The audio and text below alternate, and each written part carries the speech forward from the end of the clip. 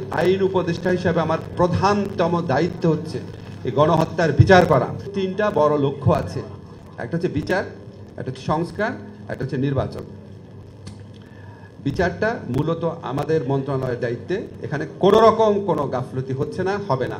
বিচার যেই ভবনে হবে সেই ভবন রেডি ছিল না, বিচারক ছিল না, প্রসিকিউশন টিম ছিল না, ইনভেস্টিগেশন টিম ছিল না, জিরো থেকেই করতে হয়েছে। এবং আমি মন্ত্রণালয়ের দায়িত্ব নেওয়ার পরে আইন সংস্কার করতে হচ্ছে, আইন সংস্কারটা পরে করেছি। আমি মন্ত্রণালয়ের দায়িত্ব নেওয়ার পরে 2 সপ্তাহের মধ্যে প্রসিকিউশন টিম করা হয়েছে। 2 সপ্তাহ, এর চেয়ে ফাস্টেস্ট কি করা যায়? আমি দায়িত্ব নেওয়ার পরে 7 দিনের মাথায় এই জুলাই যে গণ অভ্যুত্থান ছিল, এখানে যে ফলস মামলা যেগুলো করা হয়েছিল, 7 দিনের মাথায় সাংবাদিক সম্মেলন করে বলেছি এটা আগামী 7 দিনের মধ্যে উজ্জ্বল করা হবে। 7 দিনের জায়গায় 10 দিন লেগেছে, উজ্জ্বল করা হয়েছে। 2-একটা মামলা আছে হত্যার, ওইটা খুব জটিল, ওইটা এইভাবে সম্ভব না। তো এখানে হয় কি, অন্য এন্ডে থাকলে ধরেন আমি যখন অ্যাক্টিভিস্ট ছিলাম, আমি যখন সরকারে ছিলাম না, আমিও সবসময় বলতাম এটা হচ্ছে না কেন, এটা হচ্ছে না কেন। এই হচ্ছে না কেন প্রশ্নগুলো থাকা উচিত, থাকলে আমরা উত্তরটা পাই, মানুষের মনের কনফিউশন দূর হয়।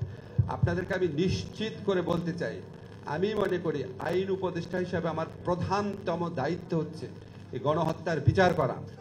কিন্তু বিচারটা করার সময় বিচারটা আমাকে গ্রহণযোগ্য মাত্রায় করতে হবে। আপনারা জানেন যে ফ্যাসিস্ট হাসিনা সরকারের প্রচুর টাকা আছে, লবিং ক্যাপাসিটি আছে, আমাদের সাথে শত্রুভাবাপন্ন দেশ আছে। আমাদেরকে এমনভাবে বিচার করলে হবে না যে বিচার নিয়ে তীব্র প্রশ্ন উঠতে পারে। প্রশ্ন তারা তুলবেই, কিন্তু তাদের প্রশ্নটা যেন কোনোভাবে যৌক্তিক না হয় সেই চেষ্টাটাও আমাদের রাখতে হবে। আমাদের ডিউ প্রসেসও মেনটেন করতে হবে। আমি বিশ্বাস করি যে আমার যে প্রসিকিউশন টিম আছে, তাজুলের নেতৃত্বে আপনারা সবাই ওকে চিনেন, আমাদের যে ইনভেস্টিগেশন টিম আছে, আমার আস্থা আছে।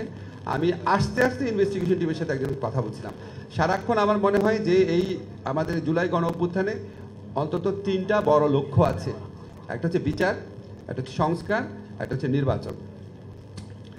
বিচারটা মূলত আমাদের মন্ত্রণালয়ের দায়িত্বে, এখানে কোনো রকম কোনো গাফলতি হচ্ছে না, হবে না।